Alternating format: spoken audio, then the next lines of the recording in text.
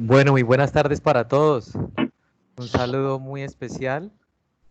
Eh, ya para dar inicio a nuestro webinar del día de hoy, muy puntual, continuamos con esta bonita iniciativa que tenemos desde la Mesa de la Salud. La Cámara de Comercio de Cúcuta, desde la Mesa del Sector de la Salud, hemos creado este espacio para conversar acerca de la medicina estética, qué podemos entender por moda, qué podríamos entender por ciencia, que son consideraciones que sin duda debemos tener en cuenta y hacer visibles para nuestro tejido empresarial, ¿sí? Yo a continuación les voy a explicar la metodología que vamos a usar en esta sesión. Para asegurar la totalidad del contenido de la sesión, nosotros les pedimos a ustedes, apreciados participantes, que durante el tiempo establecido eh, solo permitiremos pequeñas interrupciones. ¿De qué tipo? Como si se puede repetir esa parte porque no se escucha bien, en dado caso de que nuestros profesionales especialistas estén proyectando algo, si no se ve el contenido, pues poder decírnoslo, y el resto de dudas o preguntas las resolveremos al final de la sesión de nuestros profesionales especialistas, ¿sí? Esas preguntas agradecemos las manifiesten a través del chat con su nombre o empresa que representan y su correo. Las respuestas a esas preguntas tendrá un tiempo de máximo de 2 a 3 minutos y las manifestaremos en un orden cronológico, tratando de que no se repitan para darle continuidad pues a nuestro webinar. Para aquellos interesados en reforzar la información, este webinar será grabado y posteriormente socializado a través de nuestras redes sociales, y enviado, ese link va a ser enviado a los correos de aquellos que se inscribieron. Y por último, y no menos importante, le agradecemos a todos los participantes que cierren sus micrófonos y cámaras, por favor, para que se establezca una comunicación nítida y solamente podamos observar a nuestros profesionales especialistas. Yo creo, agradecemos el cierre de los micrófonos, por favor, Natalia. Hay una persona llamada Natalia, ¿nos puede cerrar la cámara, por favor? Gracias. Sin más preámbulo, conociendo ya la metodología de este webinar, quiero darle la bienvenida a la doctora Tulia Copete, médica de la Universidad Javeriana, especialista en medicina estética y láser de la Universidad del Rosario, miembro fundador de la Sociedad Colombiana de Especialistas en Medicina y Estética, coach nutricional, nutritional coach Barcelona, con estudios de láser y medicina de obesidad de la Universidad de Harvard, y nuestro moderador, el doctor Marcelo Leonardo Quintero Contreras, cirujano general, subespecialista en cirugía torácica, director científico en tórax, nortórax, máster en oncología torácica y docente universitario. Nuevamente, doctores, bienvenidos. El espacio es todo de ustedes. Pablo, muy buena tarde a ti, a todos los asistentes. Para mí es un honor y un placer volver a acompañarlos esta semana. Quiero darle gracias a la Cámara de Comercio por permitir darle continuidad a estos webinares en temas de salud, en temas de mucha importancia en la región, que es importante que no solamente el tejido empresarial, sino que toda la comunidad pueda conocer de primera mano, conocer sus especialistas, su forma de pensar, su forma de interpretar, y sobre todo que les dé la confianza y la seguridad de que se está haciendo un trabajo médico muy responsable en nuestra región, en norte de Santander, en Cúcuta y en Colombia, porque sabemos que hay muchos asistentes que nos están viendo hoy fuera del país. Hoy quiero resaltar, antes de darle la bienvenida a la doctora Tulia, dos cosas. Primero, que realmente la idea de la Cámara de hacer estas mesas en salud ha cogido mucha fuerza. Cada semana tenemos una retroalimentación muy importante con todos el gremio médico, en donde cada vez quieren muchos especialistas participar, y eso es una cosa que nos motiva mucho a la Cámara y a nosotros a seguir trabajando para mostrarles lo que estamos haciendo. Y segundo, también la retroalimentación de los asistentes, y hoy no es para menos contarles que la presencia de la doctora Copete ha sido realmente una solicitud de muchos de los participantes en los webinars anteriores, que fueron los que nos motivaron a esta invitación. Entonces, doctora Tulia, bienvenida, es un placer tenerla acá, que nos pueda compartir pues toda su experiencia, todo su conocimiento, y espero que se sienta muy cómoda en este conversatorio. No, pues el gusto es mío. Muchas gracias por la invitación, por poder hablar de lo que tanto amo y me apasiona, y llevo 15 años haciéndolo. Así que qué rico este espacio. Bueno, yo creo que vamos a entrar un poquito de fondo en nuestro tema. Yo quiero preguntarte, Tulia, ¿cuándo surgió o cómo nació la medicina estética y por qué? Cuéntanos. Bueno, pues realmente la preocupación por la salud estética en los seres humanos ha venido desde siempre. Esto no es que sea un tema nuevo. La especialidad es nueva, pero el tema no. Y si no, recordemos que Cleopatra, que nació antes de Cristo, ella es muy famosa por todos los tratamientos estéticos que se hacía caseros, como el baño en leche de cabra y demás. Lo que sucede es que la medicina estética surgió cuando nos dimos cuenta que había un vacío en las otras especialidades médicas donde dejaban a los inesteticismos o a aquellos pacientes que querían mejorar algo de su parte estética sin cirugía que no estaba cubierto o que estaba cubierto por otro tipo de áreas. Y entonces en ese momento surge la medicina estética, porque en los tratamientos estéticos tenemos que ser muy claros. Esto no es que es que a mí me pareció, que es que utiliza esto, que es que mira, la mascarilla de sangre, que es que tómate la orina para adelgazar, que es que no. Esto realmente, los tratamientos y procedimientos estéticos, todos son procedimientos que nosotros podemos comprobar a través del método científico y además tienen que ser reproducibles en cualquier lugar del mundo. Es decir, un paciente que se haga un tratamiento estético con un médico estético en Cúcuta, en Bogotá, en Nueva York, en Caracas, en donde esté, el resultado tiene que ser exactamente el mismo. Y eso por eso es que surge la medicina estética también, porque además la técnica de la medicina estética cada vez es más compleja, cada vez es más, tenemos que saber de más temas de anatomía, de fisiología, de física, y cada vez empezamos a ver más consecuencias graves de lo que estaba sucediendo porque la medicina estética estaba en manos de personas no médicas. Eso, pues digamos que son dos de las razones grandes por las cuales surge la medicina estética, y la tercera, que es la más relevante en este momento, es que nosotros hoy tenemos una expectativa de vida larguísima. Hace unos 40 o 50 años nosotros vivíamos hasta los 40 años, pero hoy en día hoy la expectativa de vida está alrededor de los 70 años para nuestros padres, para nosotros está alrededor de 80 y para nuestros hijos 90 o 100 años. Eso quiere decir que cada vez vivimos más y queremos conservar todas esas funcionalidades que tenemos en la juventud. Y básicamente por eso surge la medicina estética. Uno piensa en medicina estética y bueno, el tema para mí, y tratando de ser muy básico en los conceptos, porque entendemos que muchos de nuestros asistentes pues no están en el área de la salud, siempre piensa que es o sea, es una especialidad. Y yo lo veo como, por ejemplo, el especialista en el pulmón es el neumólogo y su cirujano es el cirujano torácico. El especialista en corazón es el cardiólogo y su cirujano se llamaría cirujano cardiovascular. ¿Cómo se forma o cómo se llega a ser un médico estético? Los médicos estéticos somos médicos y por eso la especialidad se llama medicina estética. No hay ningún otro área de la salud que pueda ser un médico estético. Debe ser un médico, un profesional en la medicina, que después de obtener su título de médico debe presentarse a una universidad que tenga el posgrado en medicina estética y prepararse para competir con 100 o más candidatos. Luego de que compite con 100 candidatos por un examen escrito y luego por una entrevista, pues es seleccionado para unos 3 o 4 cupos que hay al año para ser médico estético, y después de muchísimos exámenes y demás y 3 años de dedicación completa y exclusiva, este médico se podrá graduar como médico especialista en medicina estética, que nosotros llamamos médico estético. La diferencia entre un cirujano plástico y un médico estético, ¿cuál es, Tulia? Básicamente en Colombia la estética médica se divide en dos, en la parte quirúrgica y en la parte médica o clínica.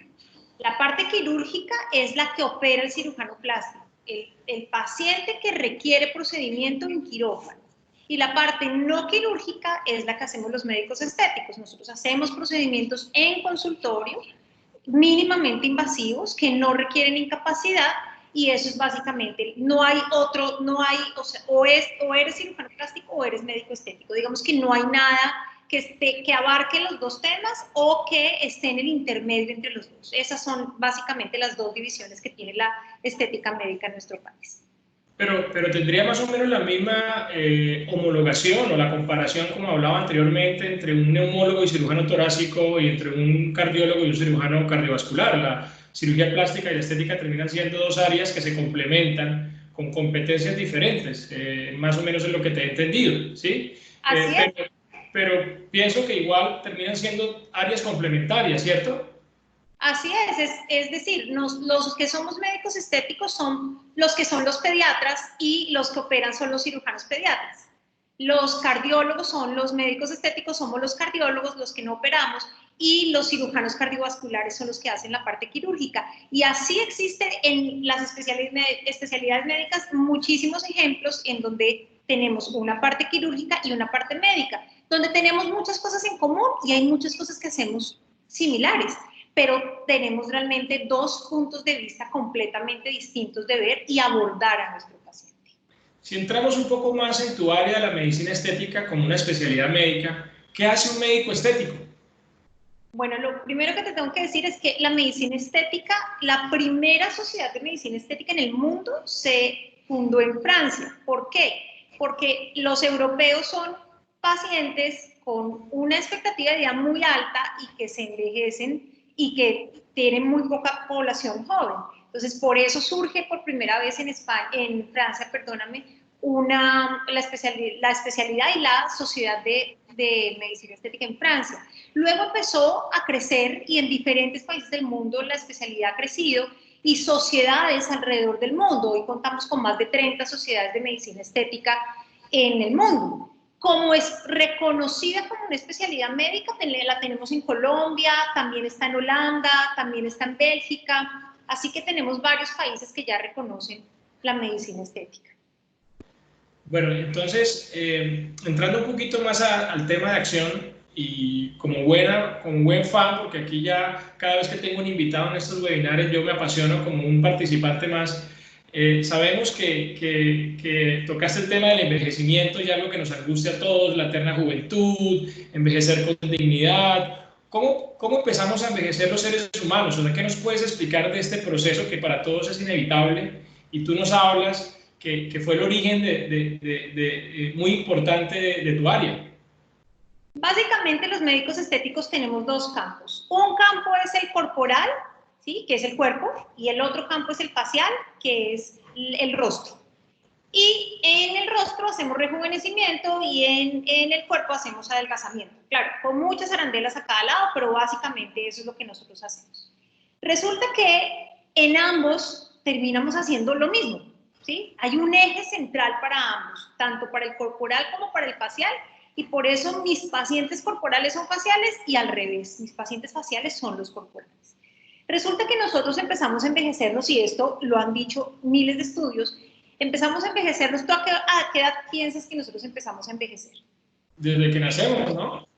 Exactamente, nosotros empezamos a envejecer desde que nacemos, solo que en la primera etapa nosotros le llamamos, cuando somos niños le llamamos crecimiento, pero luego en la edad adulta nosotros empezamos a envejecer. ¿Qué es el envejecimiento? Realmente es el deterioro de todas las funciones celulares de nuestro cuerpo.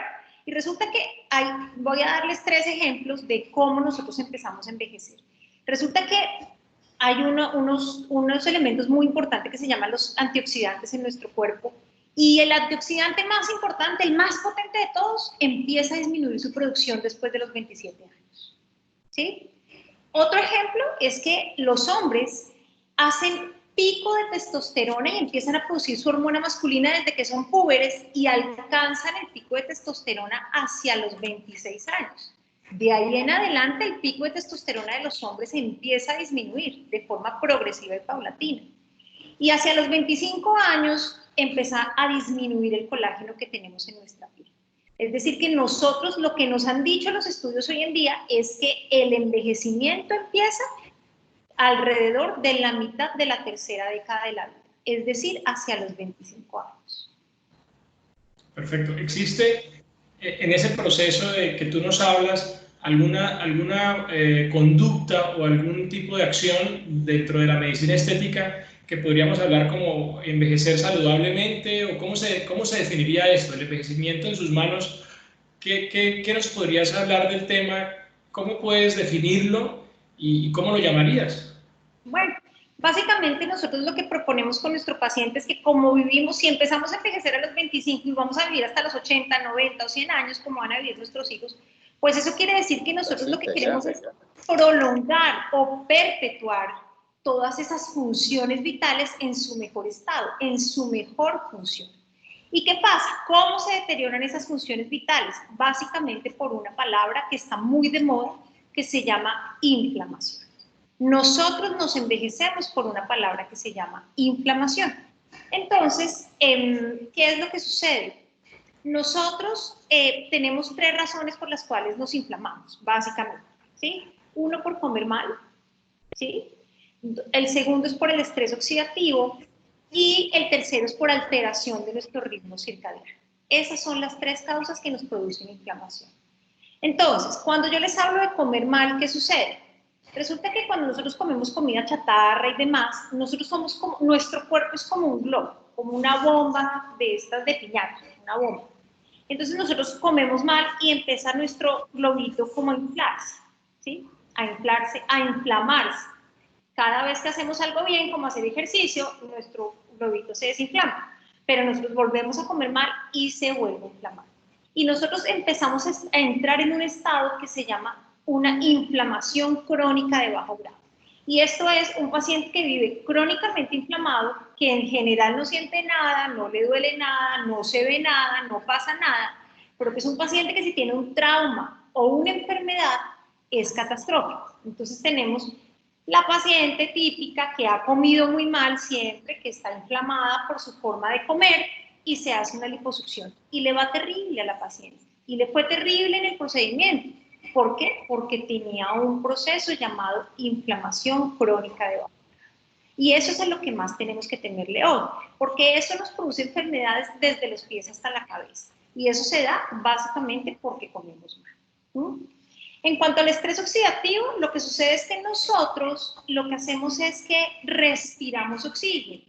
Nosotros, la gasolina de nuestro cuerpo es el oxígeno. Entonces nosotros lo que hacemos es tomar oxígeno y el exhausto de nuestro cuerpo lo que hace es botar unas cosas que se llaman radicales libres de oxígeno.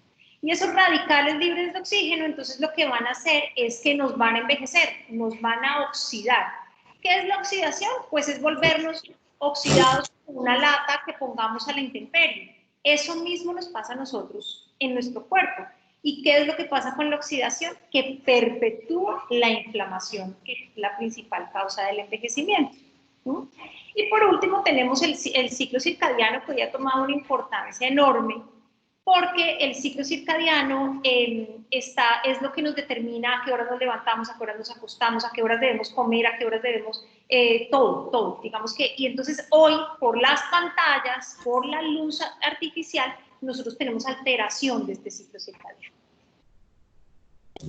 Bueno, pero entonces nos hablas mucho del tema de inflamación, o sea, yo estoy también aquí como entrando en unos conceptos que realmente salen como se definía el webinar, esto no es una moda, sino realmente es mucha ciencia detrás de tu trabajo. Y ya hablar de que envejecer va de mano de la inflamación, ¿cómo podrías hacernos en una forma muy sencilla y explicarnos realmente entonces qué nos inflama? ¿Qué nos inflama para que las personas que asisten puedan entenderlo del día a día? Porque pues nos hablabas de las 3 fases, el ciclo circadiano, la oxigenación, la alimentación, pero vamos un poquito a la realidad, o sea, el día a día. ¿Cómo traducimos esos conceptos tan complejos?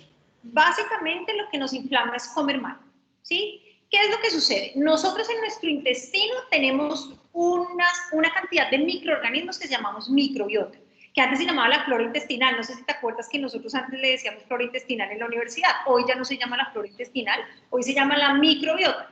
Y la microbiota es algo tan estudiado en el mundo que tenemos 365.000 artículos indexados hablando de microbiota, que eso en medicina es una cantidad enorme de ciencia. Entonces resulta que la microbiota, nosotros tenemos más microbiota que células de nuestro cuerpo. Nosotros tenemos más microorganismos que células en nuestro cuerpo.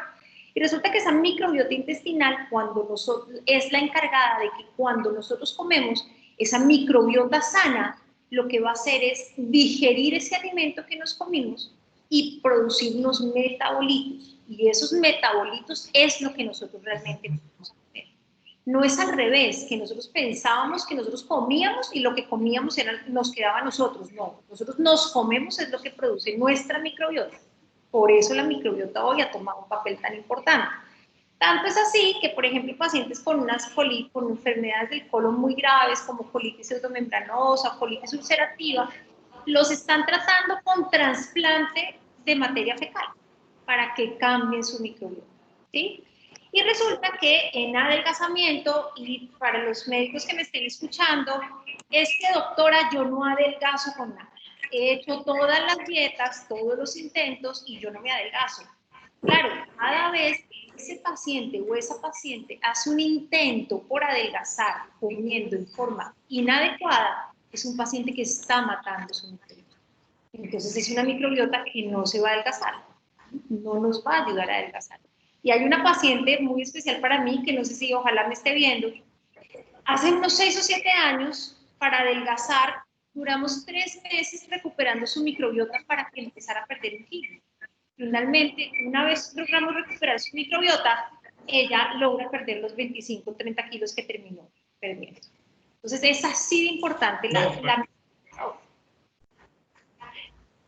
Y qué bueno que nos ilustres, por ejemplo, para mí como un médico que hace una especialización en cirugía, durante mucho tiempo aprendimos el tema de la respuesta metabólica al estrés o al trauma, lo que hablábamos, la inflamación, que es lo que nos estás explicando, y era muy importante lo que denominábamos cómo nutricionalmente el cuerpo a través de las células del intestino eran las encargadas de mejorar cicatrización, mejorar sistema inmune. Entonces, pues me queda muy claro lo que nos cuentas y sorprendentemente mira hasta dónde llegamos en un tema tan importante como es el envejecimiento y que se refleja en la medicina estética. Pero ¿cómo podemos recuperar esa microbiota? O sea, es un término que yo no lo conocía y te lo quiero decir y a los asistentes, estoy aquí aprendiendo la profesora, ¿cómo podríamos recuperar esa microbiota? ¿Cómo podemos hacer que esa parte del cuerpo que nos cuentas, que es muy importante dentro del envejecimiento, podamos reforzarla, podamos mejorarla? Nosotros tenemos básicamente 5 puntos para mejorar la microbiota, pero a mí siempre pues como que me gusta agregar un sexto. Como les he dicho, la microbiota son todos aquellos microorganismos que viven en nuestro intestino y también tenemos en piel y en otras áreas del cuerpo. Tenemos virus, bacterias, parásitos, hongos, tenemos todos, ¿sí? Entonces, resulta que nosotros cuando llegamos alrededor de los 40 años, hemos comido tanta comida fumigada y tantos animalitos alimentados con químicos y antibióticos para que no se enfermen los animalitos, que nos ha matado nuestra propia microbiota. Y a los 40 años nosotros tenemos 40% menos de la microbiota que debemos tener. Entonces nosotros tenemos que empezar a reponer esa microbiota. En medicina estética, que es mi tema, me preocupa tanto para adelgazamiento como para rejuvenecimiento. Entonces, ¿qué debemos hacer? Primero, consumir probióticos. ¿Qué son probióticos? El probiótico, por definición, es una bacteria buena que va a mejorar las bacterias que tengo en mi intestino o a reponer esas que yo perdí. Básicamente es un probiótico. ¿Dónde encontramos probióticos? En la comida. Entonces tenemos el yogur, tenemos el kéfir, todos los alimentos fermentados, el kimchi, tenemos, digamos, el miso, el chucrut, los encurtidos que tanto hacemos, todos esos son alimentos ricos en probióticos. Y por supuesto también tenemos bebidas alcohólicas fermentadas que se extraen de la fermentación que nos sirven también como probióticos. Tenemos el vino y la cerveza, ¿sí? Todos esos alimentos entonces nos van a hacer aún mejorar nuestros probióticos. Lo segundo que vamos a hacer es mejorar nuestros prebióticos. ¿Qué son los prebióticos? Los prebióticos entonces es la fibra, aquello que nuestro intestino no se puede comer, porque es que no nos lo comemos nosotros, sino que se lo comen nuestras bacterias. ¿Dónde están los prebióticos? Básicamente en frutas y verduras. Ahí están nuestros prebióticos, ese es. El tercer punto es mejorar los antioxidantes, porque como les había comentado, resulta que los antioxidantes me perpetúan la inflamación, empeoran la inflamación. Y nosotros, los seres humanos, tenemos 3 enzimas antioxidantes que son las más importantes. Está la superoxidodismutasa, la catalasa y la glutatión peroxidasa. De esas tres, la más importante es la superóxido dismutasa, y ya les conté que después de los 27 años empieza a disminuir su producción. Por eso nosotros debemos reponerla, y no se puede reponer en comida. Es antioxidante, lo debemos reponer de manera vía oral, ¿sí? Sin embargo, en comida encontramos muchísimos antioxidantes. Entonces, ¿cuáles? Todas las frutas rojas, todas las frutas y verduras, pero en general las frutas rojas. Entonces, tenemos las fresas, tenemos los arándanos, tenemos las uvas, especialmente las uvas isabelinas. Esas me van a mejorar los antioxidantes. Y en cuanto a los vegetales, también los rojos. Entonces, ¿cuál? La cebolla o cañera es el vegetal que más antioxidantes contiene, por su color y por todo lo demás, que aquí abunda. Entonces, tenemos que aprovechar la cebolla o cañera. Entonces, ese es el tercer punto, los antioxidantes. Entonces, no se nos olvidemos, probióticos es el primero para mejorar la microbiota. El segundo se llama prebióticos, el tercero se llama antioxidantes, el cuarto se llama ejercicio. Todos sabemos que debemos hacer ejercicio y todos hacemos ejercicio. Lo que pasa es que los estudios hoy son muy claros. Salir a darle una vuelta caminando al ecoparque no sirve. Eso y nada. Claro, prefiero que salgan mis pacientes a dar una vuelta en el ecoparque, pero realmente eso no tiene ningún tipo de impacto en mejorar mi microbiota, ni ningún tipo de impacto en mejorar mi intestino. Entonces, ¿qué tenemos que hacer? Tenemos que hacer ejercicios de fuerza. Ejercicios de fuerza, pues a los que nos gusta el gimnasio, claro, es ir a levantar ya todo el peso que podamos, pero realmente en casa podemos hacer ejercicios de fuerza, solo necesitamos el peso de nuestro propio cuerpo. Eso es todo. Con hacer ejercicios de fuerza, mejora mi microbiota y mejora la funcionalidad de mi músculo, ¿sí? Y el orden es primero fuerza, luego cardio, ¿sí? No como me pasó con una paciente hoy, me pasa todo el tiempo. No, es que yo caliento media hora y luego hago pesas. No. Primero se hace la fuerza, se acaba el combustible del músculo y luego se hago el cardio y entonces empieza la quema de grasas. ¿Ven? Muy bien. Y el último punto que les quería contar, pues es un punto que se llama el famoso ayuno intermitente, que no sé si lo han escuchado. Pero, ¿qué es lo que nos dice ese ayuno intermitente para mejorar nuestra microbiota? Nosotros debemos reposar intestinalmente 12 horas mínimo. Eso es lo que nos dicen los estudios. Con 12 horas nosotros empezamos a mejorar la función de todas las células de nuestro cuerpo, ¿sí? Mínimo 12 horas. Lo que pasa es que el ayuno que siempre está de moda es el ayuno que dice que de 16 horas. ¿Cómo hacemos un ayuno de 12 horas? Pues es muy fácil, mientras dormimos. Entonces, terminamos de comer a las 7 de la noche, esa es la última comida, y la primera comida es a las 7 de la mañana del otro día. Ese es un ayuno básico de 12 horas que debemos hacer todos los adultos debemos hacer, excepto mujeres embarazadas, lactantes, niños y demás. Digamos que todos debemos hacer un ayuno de 12 horas. Bueno, luego, si queremos además obtener otro tipo de beneficios con el ayuno para que mejore aún más mi microbiota y disminuya mi respuesta inflamatoria, debo llegar hasta las 16 horas. ¿Por qué? Porque a las 16 horas empiezan a hacer un concepto que se llama autofagia. Y ese concepto autofagia es un concepto tan novedoso y tan bonito que se ganó el premio Nobel en el año 2016.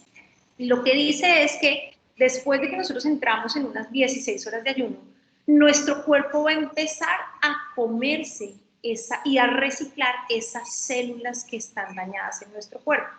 Entonces hoy por eso decimos que el ayuno disminuye la probabilidad de cáncer.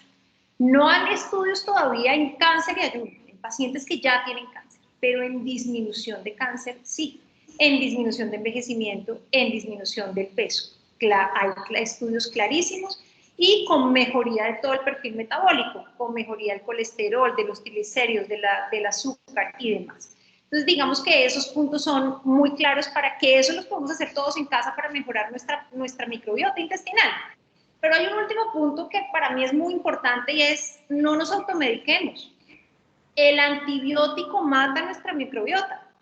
Entonces, cada vez que nos da una gripa, vamos a la droguería para que nos den una bomba, le llaman aquí mis pacientes una bomba, y resulta que le dan una acitromicina, o amoxicilina, o más un corticoide, y eso va matando la flora intestinal, va matando la microbiota, ¿sí? Y aparte de eso, cada vez que le da otra gripa, pues vuelve y repite la dosis. Y como a mi hermano le dio, pues entonces repitamos la dosis también de antibiótico. Eso va matando nuestra microbiota. Por eso, teóricamente en nuestro país, los antibióticos no son de venta libre. No, importante. Yo siempre manejaba el concepto de envejecimiento digno y creo que ya hoy voy a hablar del envejecimiento saludable. ¿Qué tips adicionales a toda esa información tan bien sustentada? Porque yo creo que es importante que los asistentes médicos pues lo van a entender y los no médicos, es salirnos un poquito del comentario, de la tradición oral, que me contaron, que me dijeron, sino entender realmente cómo la célula va cambiando con cada una de las explicaciones que nos das. Pero ¿qué tips adicionales para envejecer saludablemente? Que ya es la nueva palabra que voy a incorporar. Exactamente, nosotros hablamos de un envejecimiento positivo o envejecer saludablemente, a eso es que nos referimos. No estamos hablando de anti-envejecimiento, que era lo que hablábamos antes. No y no, hoy todos nos vamos a envejecer y lo vamos a hacer y lo vamos a hacer bien. Entonces, tips. 1. Aumentar el consumo de frutas y vegetales. No me refiero a comer un poquito más, me refiero a duplicarlo, triplicarlo, exponenciarlo. Eso es lo que nosotros debemos comer entre frutas y verduras. Hay muchas formas de comer frutas y verduras. Ojalá sea ensalada que está cruda y demás, ojalá, y ojalá sea orgánica, porque ya les conté que la fumigación de las frutas y las verduras también nos acaba nuestra microbiota, pero no es fácil de conseguir y menos en nuestras ciudades. Entonces, ¿qué debemos hacer? Hay muchas formas de comer vegetales, siempre les digo a mis pacientes, idealmente ensaladas crudas, pero también están las ensaladas cocidas, están las cremas de verduras, están el arroz al cual le agregamos verduras, están los famosos jugos verdes ahora. Entonces hay muchas formas de consumir vegetales. Y ese es el primer tip.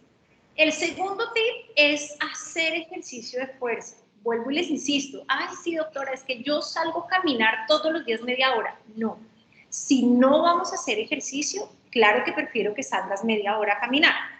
Pero el ejercicio que tiene impacto metabólico, impacto en nuestra microbiota y en rejuvenecimiento, porque a mis pacientes de rejuvenecimiento también les toca hacer ejercicio, esto es el ejercicio de fuerza. ¿Y a qué horas? ¿Qué nos dice nuestro ciclo circadiano? En la mañana. Claro, nuestro paciente no pudo hacerlo en la noche. Bueno, entonces en la noche, pero normalmente nuestro ciclo circadiano nos dice en la mañana. ¿A qué horas? Ojalá antes de que salga el sol. Eso es lo que nos dice nuestro ciclo circadiano, ¿sí? Entonces, el tercer punto es suplementarse. Ya les conté los alimentos que más tienen probióticos, prebióticos y antioxidantes, pero realmente de la comida nosotros no alcanzamos a obtener todo. Y entonces nos toca empezar a suplementarnos. La suplementación yo la hago con mis pacientes tanto de rejuvenecimiento como de adelgazamiento, porque ya les conté, esto es un solo eje que me hace las dos cosas. Y lo hago en el consultorio de acuerdo con las necesidades de cada paciente, ¿sí? Eso sí, digamos que se hace de manera individual y se va cambiando de acuerdo con un periodo de tiempo.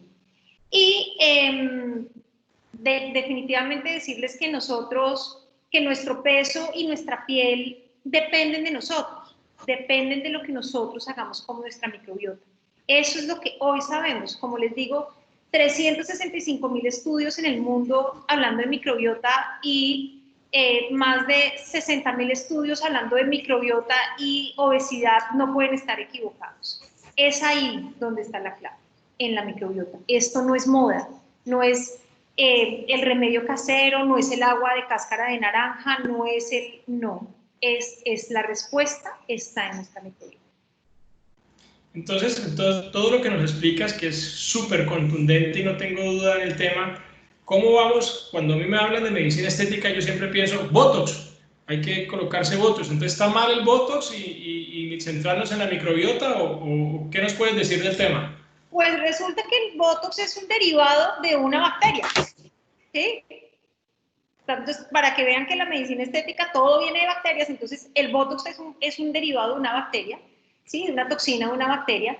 Y entonces cuando a mí un paciente me dice que quiere Botox para rejuvenecer y me escriben mucho por Instagram, me dice, doctora, ¿cuánto me cobra por el Botox? Pues es que yo no te cobro por un Botox. Tienes que venir, yo te veo, ¿sí? Virtualmente o presencialmente, ahora que hacemos tantas consultas virtuales, y determino qué es lo que tu piel necesita para poder finalmente terminar poniendo un Botox, ¿sí? Y de hecho tengo pacientes a los cuales les he negado el Botox y les he hecho muchísimos procedimientos antes de llegar a poner Botox. El Botox, lo que sucede es que antes del año 2004 en nuestro país no estaba aprobado, digamos, sobre todo los rellenos en la cara. Digamos, no estaba aprobado el ácido hialurónico y el Botox y demás. Entonces, de ahí para atrás, o un médico o cualquier otra persona inyectaba cualquier cosa y le decían, y después le dijeron Botox, ¿sí? Y entonces aún la gente tiene miedo a ponerse Botox porque es que eso, doctora, me va a hacer daño con el tiempo.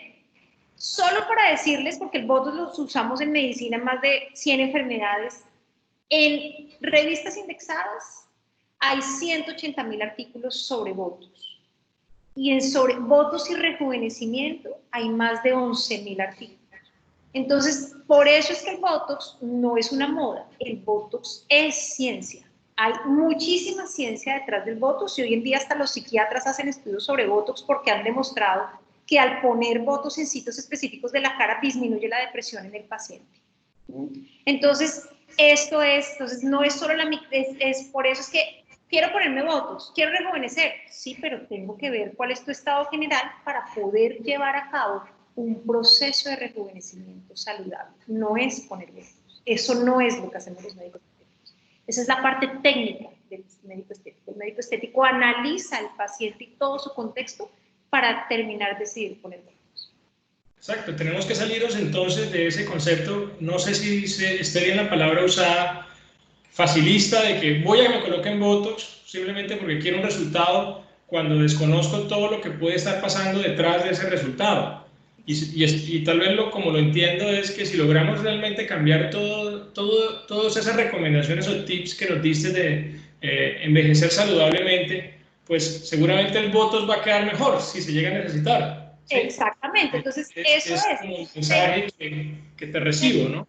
Tengo pacientes que me dicen, doctor, es que con usted el Botox me dura más. Pues puede que sea el mismo Botox que ponemos todos. Lo que pasa es que yo analicé al paciente y trabajé muchas condiciones del paciente antes de decidir ponerle un Botox. Entonces, claramente es un Botox que te va a durar más. Bueno, pero hablamos de Botox, pero también veo que también hay muchos otros procedimientos como rellenos, labios, no sé si son los mismos rellenos. ¿Qué nos puedes decir de esto? Entonces, digamos que el ácido hialurónico, como les estaba contando, es el relleno más utilizado en el mundo. Tiene miles de estudios también. Digamos que en ácido hialurónico también lo utilizan otras especialidades médicas, no solamente la medicina estética. Por ejemplo, los ortopedistas utilizan muchísimo ácido hialurónico. Y en ácido hialurónico tenemos 180.000 estudios, ¿sí? Y el rejuvenecimiento de esos combinado con ácido hialurónico, contamos con aproximadamente 32.000 estudios. 32.000 estudios que avalan el por qué nosotros utilizamos ácido hialurónico, ¿sí? En cualquier lugar, desde la cabeza hasta los pies. Ayer leí un artículo de reconstrucción después de cáncer de seno, reconstrucción mamaria del pezón y la areola con ácido hialurónico. Así que realmente nosotros usamos ácido hialurónico y hay miles de decenas de estudios que nos dicen que está avalado para la aplicación. Lo que pasa es que eso es ciencia. ¿Cuál es la moda? La exageración y no la recuperación del paciente rejuvenecido. Eso es moda, eso no es ciencia. Y de eso no hay ningún artículo, porque eso no es ciencia. El sobrellenado del paciente. Perfecto, ¿no? Creo que es importante, por lo menos para mí, que dejar claro que todo lo que implicaría utilizar procedimientos para cambiar mi forma, no podemos alejarnos de hacer un análisis funcional de la historia. O sea, yo creería que es un mensaje muy importante para los asistentes y para la comunidad empresarial que nos está acompañando hoy, que pues cuando queremos realmente un tratamiento estético, pues tenemos que hacerlo basado en una valoración desde su estado funcional, y seguramente pues estos procedimientos nos van a llevar a un mejor tratamiento. Nos hablabas mucho de ese envejecimiento saludable, ¿no? Pero también entiendo que, y hablabas al principio de tu presentación y nos comentabas que también manejas una zona corporal con respecto a bajar de peso, a perder de peso. ¿qué nos puedes contar? O sea, ¿bajar de peso es posible? A veces yo como cirujano entiendo que es un tema pues muy responsable, me faltaba, pero también veo que así como mucha gente quiere hacer procedimientos para resultados rápidos, desconociendo estos procesos funcionales, también encuentro que mucha gente de pronto quiere adelgazar muy rápido y se someten a procedimientos quirúrgicos donde hay especialistas en el área de la cirugía y que seguramente pronto vamos a invitar también para que nos den sus enseñanzas. Y estos procedimientos pues, hacen que el paciente baje de peso, pero también a costa de algunos cambios funcionales. Tú en la medicina estética nos puedes decir que es posible adelgazar, cuánto se puede adelgazar, cuántos kilos, en cuánto tiempo, ¿qué nos puedes aportar? En el adelgazamiento no quirúrgico, me refiero al adelgazamiento sin cirugía bariátrica, nosotros lo que proponemos es un cambio en el estilo de vida. Nosotros no decimos, es que te voy a bajar 10 kilos en un mes, porque si me escucharon en toda la charla, para adelgazar yo necesito muchos elementos, además de mi célula grasa, para que eso se lleve a cabo. Entonces, cuando yo pongo una dieta en la cual solo tengo un grupo alimentario, entonces está muy de moda la dieta cetogénica y la dieta de proteínas, porque claro, adelgaza rapidísimo, pero además adelgaza rapidísimo porque lo que hace es una movilización de agua que hace que el paciente pierda peso a expensas de agua. Pues entonces lo que sucede es que mi microbiota se muere, ¿sí? Mi microbiota se muere. Entonces, esos pacientes, además de perder el peso de manera no saludable, lo que hacen es acortar la vida. Entonces hay que tener muy claro si lo que yo quiero y le ofrezco a mi paciente no solamente es un proceso de adelgazamiento saludable, sino de mejoría de su funcionalidad a largo plazo, o si lo que yo quiero es un proceso corto y rápido de adelgazamiento, o sea, moda, ¿sí? Sin tener, pero acortando la vida y la funcionalidad del paciente, ¿sí? Entonces, por ejemplo, hay doctores el doctor Atkins, que es el que inventó la dieta de la proteína, se murió a los 60 años de un infarto, ¿sí? Entonces, que es un paciente joven. Hoy sabemos que a los 60 años es un paciente joven, entonces eso es lo que nosotros tenemos que tener en cuenta. Entonces, hay dos maneras, la científica y la de moda, ¿sí? Yo solo utilizo la científica y por eso mis pacientes bajarán lo que dice la ciencia. ¿Qué dice la ciencia? 3 kilos por mes en pacientes sin ningún tipo de enfermedad que haga que sea más lento el proceso. La ciencia nos habla inclusive de 1 kilo al mes. Entonces, a mí no me interesa eso. Cuando yo empiezo a ver que hacen 10 kilos al mes, yo digo en dónde están y por qué no les han dado el Nobel de Medicina si logran semejantes efectos de 10 kilos por mes. Es porque eso es moda, eso no es ciencia. Perfecto. O sea, yo te quiero preguntar, doctora Tulia, ¿a qué horas hace medicina estética? Es que con todos esos artículos que nos cuentas, que revisas, pues realmente se ve que hay detrás de todo tu trabajo un respaldo científico muy grande y eso es algo que tenemos que rescatar no solamente en tu área, sino en todas las áreas que tenemos en la región. Son profesionales que están en constante estudio, formación, actualización y es eso, es llevarle a nuestros pacientes lo mejor con todas las bases fundamentadas. Bueno, hay un tema que es inevitable tocar y es la pandemia, ¿no? Estamos en pandemia, están pasando cosas emocionales, laborales, sociales, familiares y bueno, a veces notamos que nuestro cuerpo también cambia en ese encierro, en ese enclaustramiento que tenemos. Por ejemplo, hablemos algo y veo que me ha pasado con algunas personas que están cerca de mí y me dicen que en estos días de encierro me he brotado, me ha dado acné. O sea, ¿existe alguna explicación desde el punto de vista, como nos hablas tanto del área celular y médica, que esto pueda tener alguna relación? O sea, en la parte emocional, en la parte nutricional, no sé. Ya después de toda tu información, a mí se me abren una cantidad de escenarios, pero que seas tú la que nos pueda aclarar, por favor.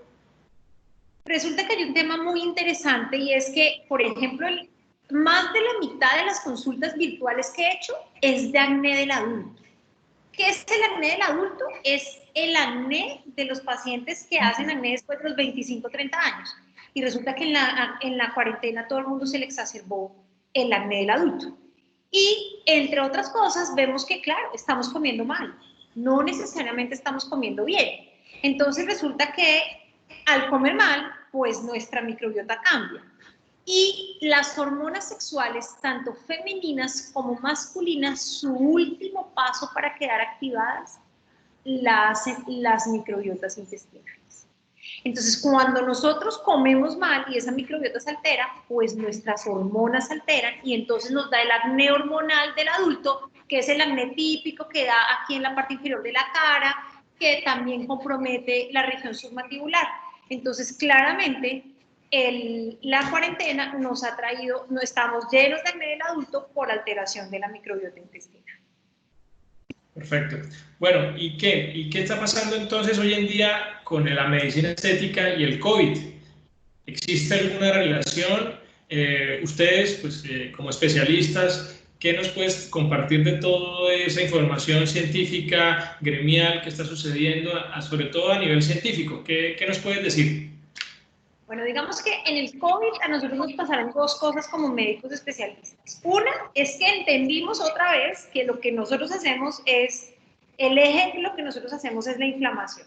Entonces, ¿se acuerdan cuando yo les decía que el cuerpo es como un globito, que cada vez que comemos mal y crónicamente nosotros comemos mal, entonces este globito se va inflando? Pues resulta que todo lo que está fuera de ese globito, que se llaman exomas, son como alfileres. Entonces, cuando llega una enfermedad como el COVID y en pacientes crónicamente inflamados, hipertensos, crónicamente inflamados, diabéticos, crónicamente inflamados, sobrepesados u obesos, pacientes crónicamente inflamados, pues un globito así de gordito, lleno, inflamado, pues llega el COVID y como un alfiler lo explota. Por eso es que los pacientes de mayor riesgo son los hipertensos, los diabéticos, los ancianos y los obesos, porque son pacientes con inflamación crónica de bajo grado, acumulada. Entonces, digamos que efectivamente lo que nosotros hacemos por eso en nuestro paciente de rejuvenecimiento y de adelgazamiento no es una terapia solamente de rejuvenecimiento y adelgazamiento, es una terapia para la vida. Para la vida, y ustedes no saben la alegría que me dio hoy de los pacientes que vi. Son pacientes que llevo años viéndolos, años, y verlos hoy mejores que cuando los conocí hace 4 y 5 años es una satisfacción enorme, porque eso quiere decir que hemos hecho el proceso de manera adecuada, ¿sí? Entonces, cuando tú haces el proceso de manera adecuada, tienes menos probabilidad de que ese COVID llegue a un cuerpo crónicamente inflamado y por lo tanto tengas mejor respuesta al COVID. Y en lo otro que nos cambió, pues es en la forma de hacer medicina estética. Digamos que nosotros estuvimos cerrados, el Ministerio de Salud no nos permitió trabajar a quienes somos especialistas, sino hasta ahorita, el 1 de junio, y con todos los protocolos. Entonces ahora nuestros pacientes solamente se puede con cita previa, tenemos un número reducido de pacientes en consulta, tenemos que hacer todas las consultas virtualmente y los controles también virtualmente. Tenemos que llenar una serie de protocolos, el paciente también se llena una serie de protocolos para poder cumplir con los protocolos de bioseguridad que no pongan en riesgo a nuestro paciente ni a nosotros en nuestro consultorio. No, perfecto, y creo que queda clarísimo. Yo creo que, como hemos tocado en los webinars anteriores con expertos en el tema de la pandemia y del virus, realmente lo que sucede a nivel orgánico es el proceso inflamatorio que se genera en muchos lugares del cuerpo, ¿no? Y generalmente las personas lo asocian solamente a la parte pulmonar, y no solamente es el pulmón, ¿no? También ocurre en el tracto gastrointestinal, o sea, el sistema digestivo, ocurre en el hígado, ocurre en el riñón, ocurre en todas las partes, y de ahí en adelante otros sistemas que están diluidos, como es el sistema hematológico, y bueno, todo lo que tú nos cuentas, pues claramente tiene grandes repercusiones. Yo creo que es importante resaltar lo que nos dices al final, y es que en la ciudad, en la región, pues en caso tuyo de ser líder, pues has asumido esta responsabilidad de prestar un servicio muy responsable, acatando la normatividad, ¿no? Porque debe quedar claro a nivel empresarial y a nivel local que todos los profesionales de salud que estamos vinculados, que somos seres, que estamos realmente alineados dentro de sociedades y grupos que nos dan pautas responsables, pues hemos acatado la normatividad, ¿sí? Entonces, en el caso, por ejemplo, muchos de nosotros nos tocó seguir prestando servicios dentro de la pandemia, porque así fue y eran necesarios, y ustedes pues estuvieron ahí esperando su momento y retoman ahora el 1 de junio esta nueva realidad. y una realidad pues diferente como nos explicas. Me gustaría que me explicaras un poco más como para que la gente que vea esto como más real. O sea, ¿qué le pasa a un paciente cuando llega a tu consulta de medicina estética desde el punto de vista operativo o físico? ¿Qué modificaciones hiciste? Es importante compartir porque es un gran esfuerzo lo que están haciendo ustedes para brindarle seguridad al paciente y hacer los tratamientos de la mejor forma. Nos hablabas también de telemedicina. ¿Cómo es este formato? O sea, yo quiero tu valoración. ¿Cómo llego? ¿Te llamo? ¿Tú me atiendes? Luego, si te toca ir a tu consultorio, ¿cómo lo hago? La gente se comunica con nuestra secretaria y nuestra secretaria ya tiene unas directrices de cuándo el paciente debe ser direccionado a consulta presencial y consulta virtual. Le estamos dando prioridad a la consulta virtual porque así nos lo exige el Ministerio de Salud.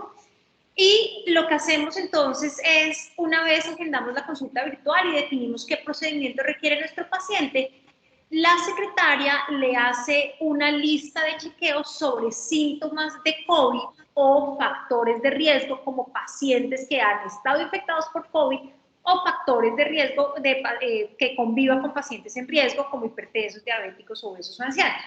Entonces, una vez el paciente llena esos requisitos y entendemos que el paciente no tiene factores de riesgo, lo citamos a la consulta. Y en la consulta volvemos a hacer la misma lista de chequeos sobre síntomas de COVID. No solo es fiebre, diarrea, dificultad respiratoria, todos los que sabemos. Resulta que también tienen manifestaciones en piel, entonces también preguntamos por las manifestaciones en piel, por la ausencia del olfato, por la ausencia del gusto. También hacemos toda esa serie de preguntas y los pacientes que no clasifican o les reprogramamos su consulta o esperamos a que pase su sintomatología y demás para que puedan volver a venir. Entonces, una vez nosotros entendemos que es un paciente de bajo riesgo, nosotros lo hacemos pasar a la consulta. Una vez llega, el paciente debe ser muy puntual en su asistencia, porque la idea es que no se encuentre con nadie, y al llegar es un paciente que debe pisar una superficie que contiene un antivirucida específico durante unos segundos para que las suelas de sus zapatos queden completamente limpias. Luego, el paciente entra al consultorio y se le coloca una mascarilla nueva, así el paciente traiga, y le tomamos la temperatura.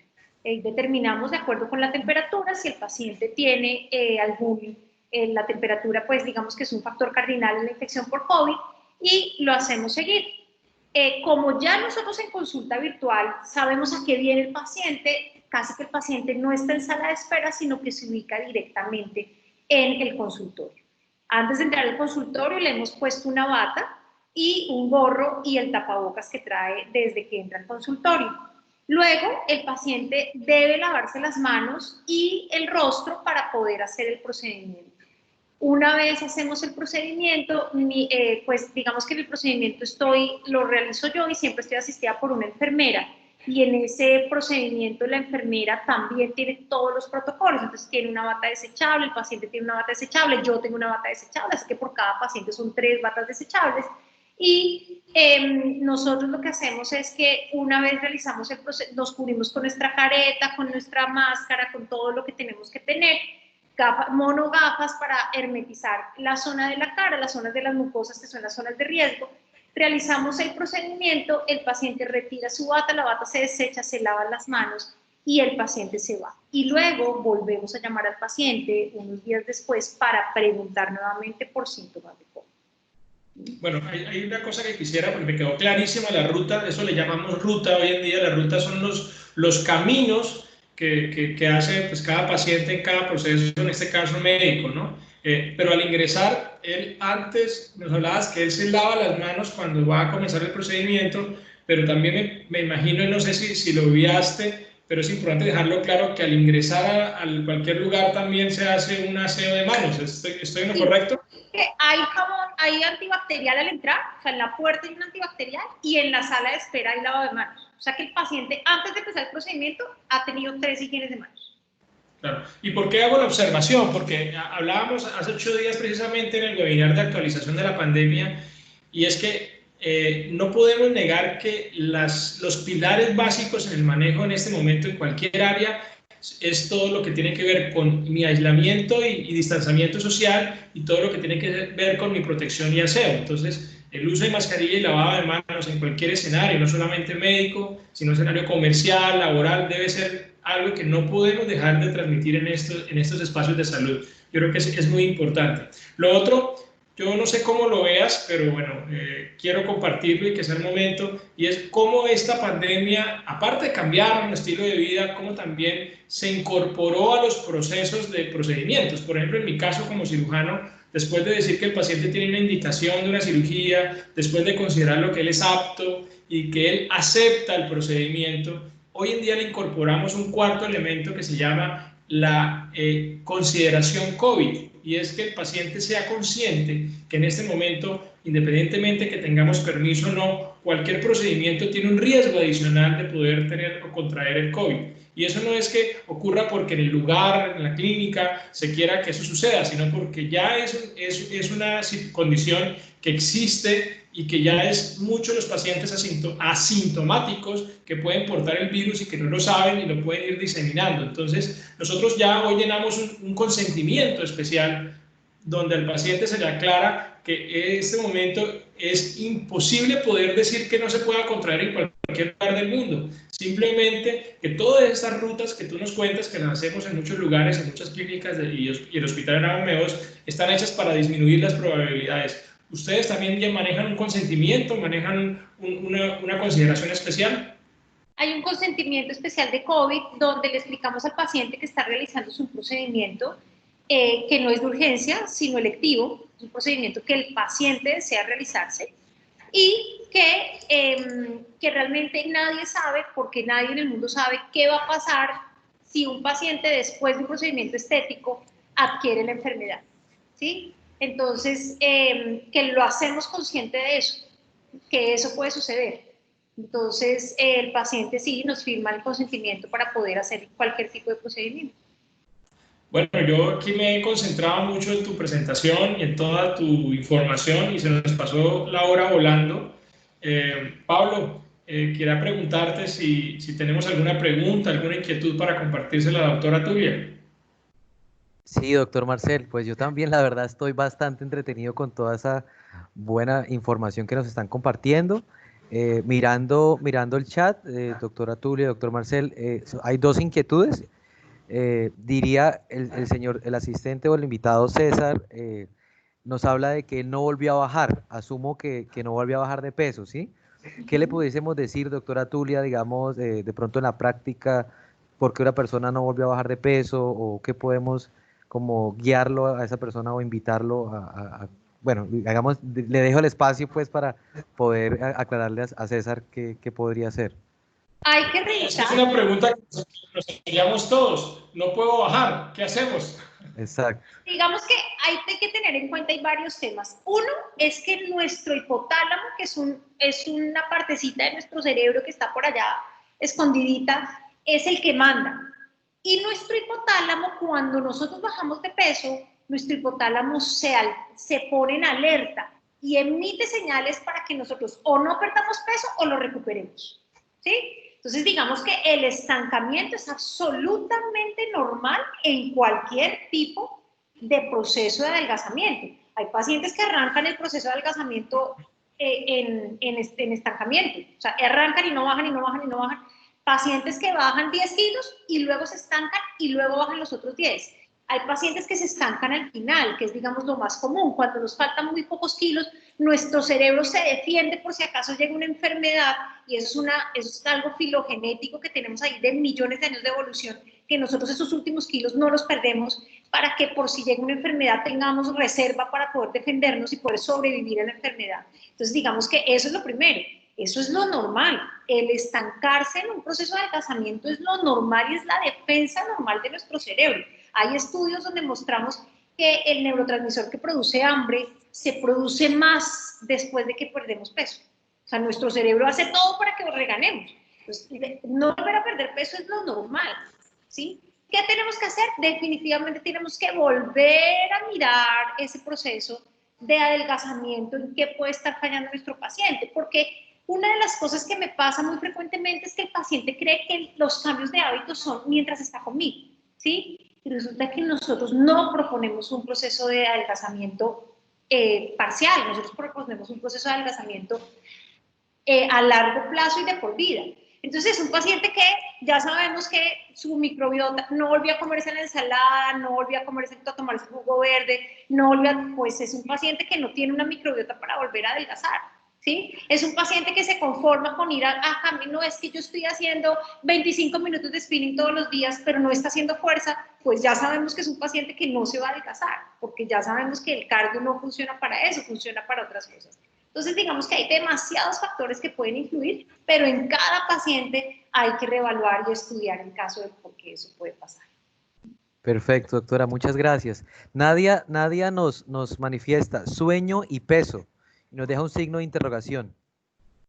Sí, digamos que tenemos, y para mis queridos colegas médicos, la alteración del ciclo circadiano en los pacientes que hacen turnos, no solamente hablamos de los médicos y profesionales de la salud, vigilantes, digamos policías y demás que hacen, pues altera el ciclo circadiano. Y hoy, ¿se acuerdan que yo les conté que el tercer factor que nos inflama es la alteración del ciclo circadiano? Entonces, cuando nosotros tenemos un paciente que por turnos el paciente no duerme de manera regular y no duerme durante las horas claras de sueño, donde debe hacer sus 3 ciclos de REM para que se libere hormona de crecimiento, para que haya lipólisis durante el sueño y demás, eso es un eje complejo, es un paciente que gana peso. Entonces, por eso nosotros debemos dormir mínimo 6 horas continuas y ojalá que sean entre las 10 de la noche y las 4 de la mañana aproximadamente, para que nosotros podamos tener una liberación de hormona de crecimiento que nos haga lipólisis durante el sueño. Si eso no se da, es un paciente que gana peso muy fácilmente o que le va a costar mucho más perder el peso. Perfecto, doctora Tulia, muchas gracias. Tenemos varias preguntas, les cuento. Yo creo que tenemos que aclararlas porque está Claro todo que sí. muy jugoso, muy jugoso. Así es, doctor Marcel. Nos pregunta Jorge, ¿el ayuno intermitente se puede hacer cuántas veces a la semana? ¿Al mes o se puede todos los días? Bueno, ¿Qué recomendación le podemos dar?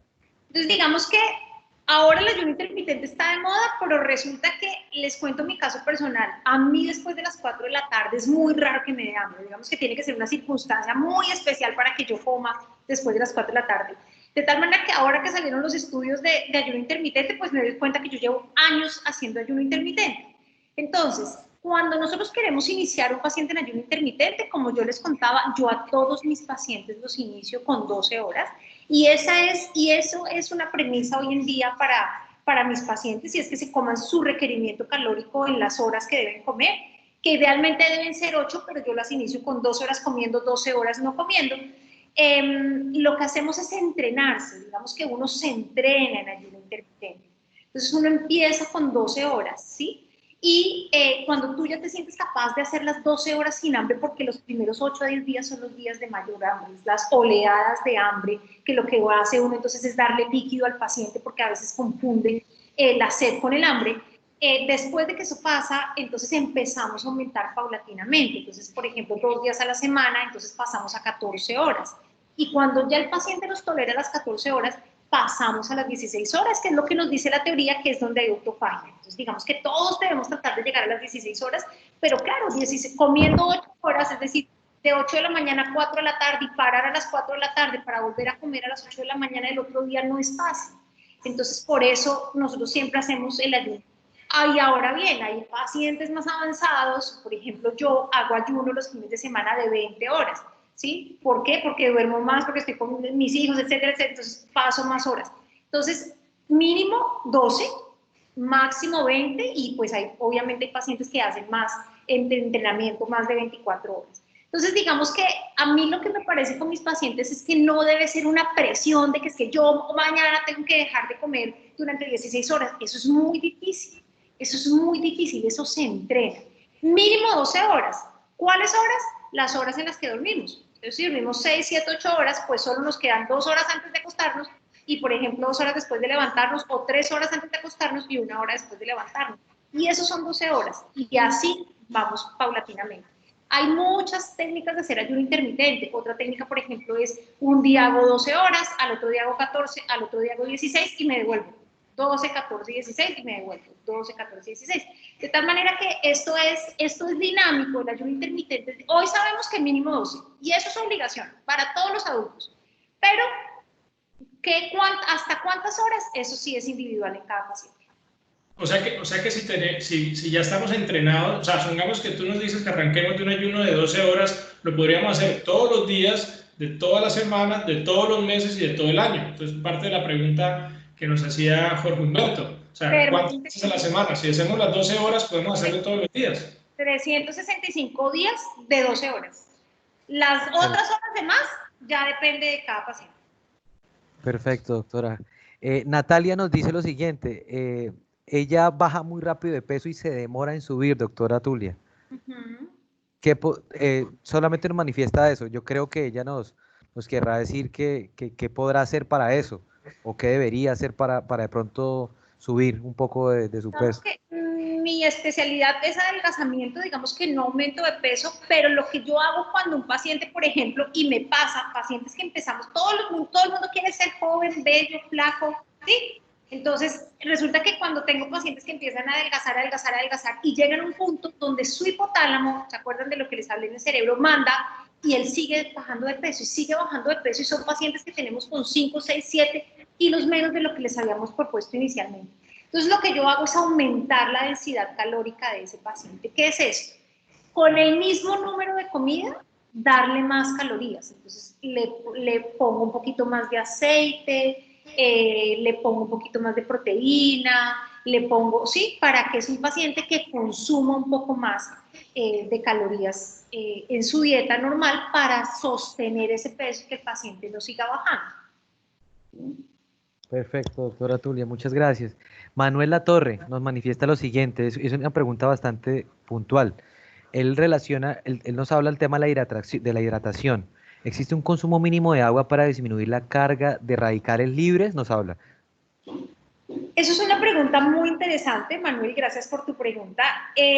Resulta que hay dos cosas muy interesantes y la semana pasada estuve leyendo un artículo sobre agua y adelgazamiento.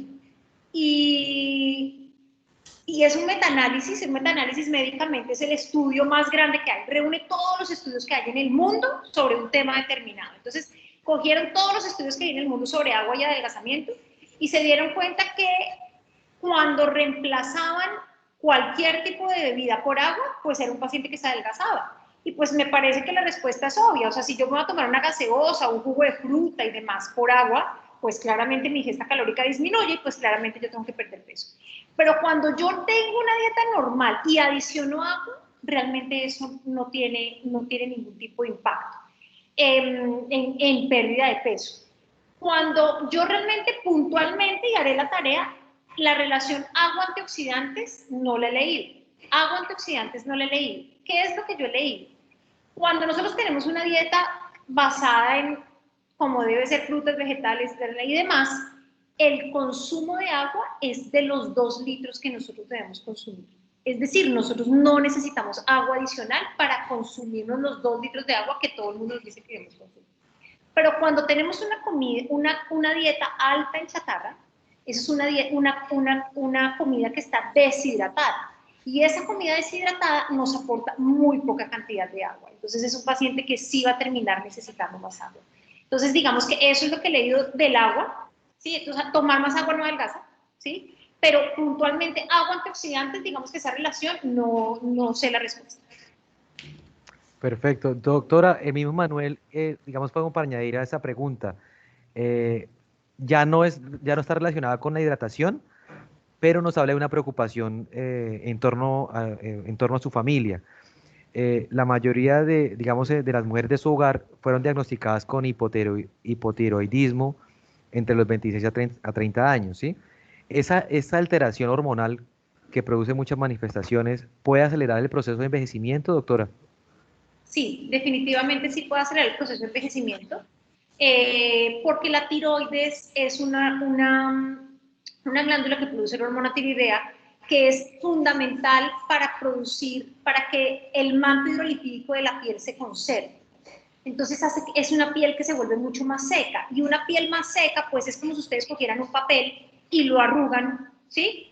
o una hoja de un árbol y lo arrugan, cuando está seca la hoja se quiebra, cuando está hidratada es una hoja que vuelve y recupera su estadio. Entonces sí, definitivamente los pacientes con hipotiroidismo, y además de que se secan, además de que se les cae el pelo y demás, y además de que hace que ligeramente aumenten más el peso, casi que todo es más comida que otra cosa, pero entonces son pacientes que definitivamente sí tienen un proceso de envejecimiento un poquito más prematuro que los demás. Entonces, ¿qué tenemos que hacer? Por supuesto, poner la dosis de levotiroxina sódica que necesitamos, pero apoyarnos en toda la nutrición que nosotros sabemos, ¿sí? De microbiota y todos los antioxidantes y todo lo demás que les expliqué, para poder mejorar el funcionamiento de las otras hormonas y de esa capa del manto hidrolipídico para que funcione a pesar de la deficiencia de hormona tiroidea. Perfecto, doctora, muchas gracias. Steven Guerrero, volviendo al tema del ayuno intermitente, doc, y esas son las últimas preguntas que nos están haciendo, ¿sí? Voy a redondear dos preguntas que él mismo nos hace, junto con otra asistente llamada Pilar, que va enfocado al ayuno intermitente. Él nos pregunta lo siguiente: ¿el ayuno intermitente se suspendería en el momento de que yo bajo, o bueno, bajo de peso, o bajé lo que tenía previsto bajar? Las 12 horas que estaba recomendando en un comienzo, doc, siempre puede empezar a la misma hora. Y de posterior a eso, ¿qué podemos recomendar para la ansiedad o ese deseo de estar comiendo? Bueno, entonces ahí digamos que sí son varias preguntas, y si se me olvida una me recuerdan. La primera pregunta, cuando me decías que las 12 horas de ayuno, sí fue así la que me dijiste, ¿verdad? Que sí, Sí, doctora. que las 12 horas de ayuno. Realmente empezar a la misma hora, pues es lo ideal para que nuestro cuerpo, para que nuestro hígado realmente sepa a qué horas nosotros comemos, pero a mí personalmente me gusta despistar a mi cerebro, ¿sí? Porque el cerebro se acostumbra. Entonces nosotros no comemos siempre a la misma hora, no hacemos el ejercicio siempre el mismo, no nos comemos siempre lo mismo para despistar. Entonces un día empezamos a desayunar a las 7 de la mañana, otro día a las 7:30, otro día a las 8, otro día a las 6:30, pero siempre tratando de llevar las mismas horas, digamos, es un rango, no es que hoy desayuné a las 6 y mañana a las 12 del día, no, sino que digamos en un rango, sí, digamos que ese rango, pero no siempre el mismo. El ejercicio en ayunas, algún día ejercicio en ayunas, otro día ejercicio sin ayunas, porque si ustedes ven en los procesos de adelgazamiento, el paciente dice, es que no voy a bajar porque mi cerebro, porque me acostumbré. Claro, el cerebro se acostumbra, se adapta al estímulo. Entonces, por eso es necesario el cambio a veces de ese tipo de rutinas. Recuerden que los que hacemos, los médicos estéticos, nosotros lo que proponemos es un cambio en el estilo de vida, un cambio en el estilo de vida para rejuvenecimiento y envejecimiento saludable y para mantener un peso saludable. Por lo tanto, el ayuno de 12 horas es de por vida, ¿sí? El consumo de ensaladas es de por vida, el consumo de antioxidantes es de por vida, la aplicación de protector solar es de por vida, ¿sí? La aplicación regular de Botox para que las líneas dinámicas del tercio superior de tu cara no te envejezcan de manera prematura es de por vida, ¿sí? Esto son hábitos. Por eso les digo que nosotros no vendemos cuánto vale la celulitis de los muslos. No, eso no es lo que nosotros hacemos. Esa es la parte técnica del asunto, pero todo lo que hay detrás, que es lo que les he explicado en esta charla, toda la ciencia que hay detrás, es un hábito de por vida. Por eso no se me olvida. Se me olvida la tercera pregunta. Steven nos preguntaba qué recomendaría para el manejo de la ansiedad o el deseo de estar comiendo. Entonces, resulta que cuando nosotros comemos, por ejemplo, dulces, que es de las cosas que más comemos, azúcar, nuestra lengua, nuestro cerebro y nuestro páncreas y nuestro intestino, digamos, están muy ligados en unos ejes. Y resulta que nosotros cuando comemos dulce, el páncreas libera una hormona que se llama insulina para poder bajar ese dulce, o sea, para que no tengamos esa elevación del azúcar, y baja el dulce, y entonces nosotros lo que hacemos es ese pico de insulina para bajar ese dulce termina produciéndonos una hipoglicemia refractaria, es decir, que se nos bajó demasiado el azúcar. Entonces es un paciente que a las 2 horas quiere volver a comer, ¿sí? Por lo tanto, para mí, el paciente que me dice que tiene ansiedad es un paciente con una dieta que está mal manejada, ¿sí? Cuando nosotros tenemos una dieta que nos produce saciedad, con la variación que debemos tener, las porciones que debemos tener, es un paciente que maneja menos saciedad. Entre más comemos dulces, más nos pide dulce el cuerpo, ¿sí? Entonces, la ansiedad es un círculo vicioso. Entonces, cuando nosotros hacemos una dieta bien formulada, con horarios, con es un paciente que le va muy bien. Entonces, anteriormente existía una medicina que se llamaba sibutramina, eso lo sacaron del mercado porque producía muertes, pero ya no contamos con ninguna medicación en el mercado, así que realmente hoy nos toca a los que nos dedicamos al adelgazamiento hacerlo a punta de dieta, ¿sí? Entonces tenemos que sentarnos con el paciente y juiciosamente hacer la dieta para que ese paciente disminuya eso que el paciente llama ansiedad, que es ganas de comer, ¿sí? Perfecto, doctora, muchas gracias. Ya tenemos una última pregunta. Hay otros comentarios, pues más que todo agradecimientos, Doc, de una explicación muy clara y fácil de comprender para quienes no son médicos. Agradecimientos al doctor Marcel por la moderación y demás. Por último, ¿qué podemos concluir o qué podemos decirle? Marta, ¿qué recomendación o qué opinión puedes darnos acerca de la dieta vegana, doctora Tulia? Bueno, realmente, digamos que como médica estética, Diosito nosotros nos hizo con todo. Y específicamente en la dieta vegana, nosotros nos volvimos de Homo sapiens, o sea, de monitos, a Homo sapiens sapiens cuando nosotros empezamos a consumir proteína de origen animal cocida. Es decir, el fuego y la carne hicieron magia para que nuestro lóbulo frontal creciera a expensas de proteína animal. Entonces, cuando a mí me preguntan sobre la dieta vegana, pues yo respeto las creencias de todos mis pacientes. Yo no atiendo pacientes veganos porque creo que en Cúcuta no hay buenas fuentes de proteína vegetal que nos puedan suplir la proteína animal. Pero ese es mi concepto. A nosotros Diosito nos hizo para consumir todos los grupos de alimentos. Entonces, por eso yo estoy en desacuerdo, como les digo, biológicamente, no éticamente. Yo no soy quien para juzgar la dieta que un paciente decida escoger, ¿sí? Sino biológicamente un paciente que decida no consumir carnes. En eso digamos que no tengo conflicto.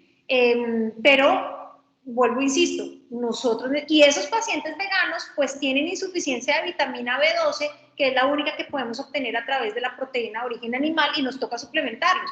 Entonces, ¿por qué te tienes que suplementar? Pues porque no la estás comiendo de manera natural, ¿sí? Entonces, eso es cuando te tienes que suplementar porque naturalmente no existe, es porque nosotros no estamos diseñados para ellos. Tenemos unos dientes que nos dicen que comemos carne, ¿sí? Que nosotros comemos carne y eso nos lo dicen nuestros dientes. Entonces, desde muchas partes, por eso es que biológicamente me parece a mí tan difícil cuando un paciente, digamos, tiene una dieta vegana, pero vuelvo, insisto, no es. O por ejemplo, no hablamos solamente de la dieta vegana, ahorita de la dieta cetogénica, donde solamente el 5% del consumo de calorías es a expensas de carbohidratos. Eso quiere decir media fruta al día y algunas hojitas verdes. Eso yo, después de todo lo que les expliqué de la microbiota, pues más o menos a mí, pues pregúntenme cuántos de mis pacientes tienen dieta cetogénica. Ahora bien, tengo 2 o 3 con dieta cetogénica por casos puntualmente médicos que la necesitan. Pero ese tipo de dietas donde yo anulo algún tipo de alimento, no, yo no las hago y no las recomendaría. Ni para mí, ni para nadie. Ni mis pacientes, ni mis familiares. Yo. Doctor, tiene el micrófono cerrado, doctor Marcel. No, que estaba tan concentrado en la explicación de la doctora que me quedé para no perder la señal. Bueno, Pablo, llegó el momento de despedirnos. Se nos pasó el tiempo muy rápido. Quería pues darle las gracias a los asistentes por estar, por quedarse. Hoy estuvimos con una asistencia muy alta y una permanencia muy alta y pues creo que el tema y la ponente lo explican. Tulia, ¿qué podemos decir al final? ¿Cuál es tu conclusión de toda esta información tan valiosa que nos diste? Mi conclusión es que no se nos olvide que aunque el título es medicina estética, y hoy afortunadamente estética encontramos en cualquier lugar, la parte técnica de la medicina estética la hacen muchas personas, no solamente quienes somos médicos estéticos. Con esto me refiero que mucha gente inyecta labios, mucha gente inyecta pómulos, mucha gente inyecta botox, mucha gente. Esa es la parte técnica, pero eso no es lo que hace un médico estético. Los médicos estéticos somos los únicos que tenemos el conocimiento y la experiencia y el entrenamiento para poder saber el porqué de todo lo que hacemos en la parte técnica. Entonces, los invito a que no se dejen llevar que porque fulanita, menganita, perencejita, porque es que seguimos llenos de complicaciones en la parte técnica, ¿sí? Entonces, resulta que nos dedicamos a mejorar, a corregir complicaciones, algunas de ellas se pueden y otras no se pueden corregir. Los invito a que sea tanto su amor propio que consulten con la persona correcta, ¿sí? Y que se amen y que coman como si se amaran.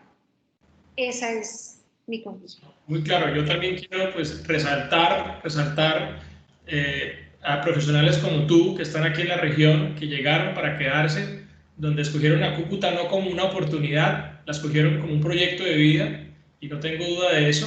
Y pues eso es algo importante que debemos resaltar para que cada uno de nuestra región pues tenga diferentes áreas bien posesionadas y con la mejor información para tratarnos. Entonces, muchas gracias por acompañarnos hoy, muchas gracias a la Cámara, estamos muy motivados con estos espacios, esperamos poderles seguir cumpliendo con muchas áreas más que quedan pendientes, que puedan ser tan claras como la de hoy y podamos ratificarles a nuestra comunidad que confíen en el personal de salud y confíen en todas las áreas especializadas de la región de Cúcuta, que lo estamos haciendo bien y muy comprometidos. Gracias, Pablo, gracias, Cámara. Claro que sí, doctor Marcel. Doctora Tulia, muchas gracias a ustedes por su tiempo, porque sabemos que son profesionales comprometidos con la región y gracias por tratar de llegar con una información tan valiosa, doctora Tulia, para nuestro tejido empresarial. Nosotros como institución seguiremos en esta iniciativa y seguiremos como institución aliada de la mesa conformada por ustedes que son los protagonistas de nuestra región y siempre trataremos de estar contextualizando estas recomendaciones, ¿sí?